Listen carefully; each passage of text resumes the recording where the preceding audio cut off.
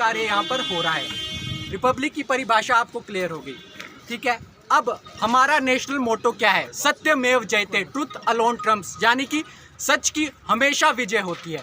ये बेसिक आपको पता लग गया। अब ज़रा अपने देश की संस्कृति कल्चर पर एक बार नज़र मार लें। हमारा देश जो है विविधताओं का देश है, डाइवर्सिटी यानी हिंदू, मुस्लिम, सिख, ईसाई, जैन, कृष्ण, सब धर्म के लोग हमारे देश में मौजूद हैं। सब धर्म के लोग एक दूसरे से मिलजुल कर रहते हैं और यही हमारी देश की सबसे बड़ी खूबसूरती है। आप बाकी देशों में देख जाए, कहीं पर एक रिलीजन है, कहीं पर एक रिलीजन है।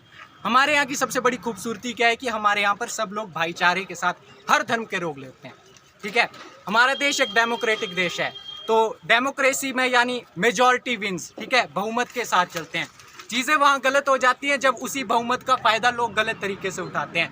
हमारे संविधान में सबको बराबर अधिकार दिए गए हैं, लेकिन अगर वहाँ पर ये होता है कि लोग किसी चीज़ का गलत फ़ायदा उठा लेते हैं। हमारे यहाँ विविधता है, लेकिन वहीं पर उसको बांटने वाले लोग भी हैं। विविधता के नाम पर लोगों को बांट लेता है। अभी आप यहाँ पर आए हो, कुछ हिंदूज़ हैं, कुछ मुस्लिम्स हैं, आप भाईचारे में रह रहे हो। क्या किसी को लगता है कि हमारा ये धर्म खतरे में है? नहीं, कुछ लोग होते हैं हर तरफ से वो जहर फैलाने का काम करते हैं basically.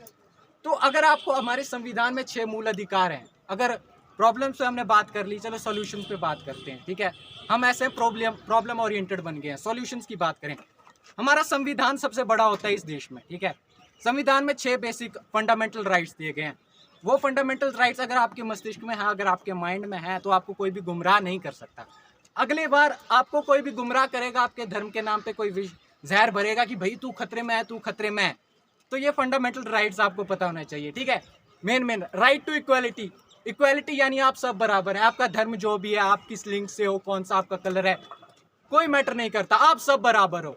Right to freedom of religion, आपके धर्म की यहाँ पर रिलीजन है, आप राइट टू, आपको बोलने का अधिकार है, जो आप सोच सकते हो उसे फॉलो करने का आपको अधिकार है। अपने धर्म का आप परिक्रमा कर सकते हो, उसका प्रचार कर सकते हो और किसी भी धर्म को अपनी मर्जी से फॉलो कर सकते हो।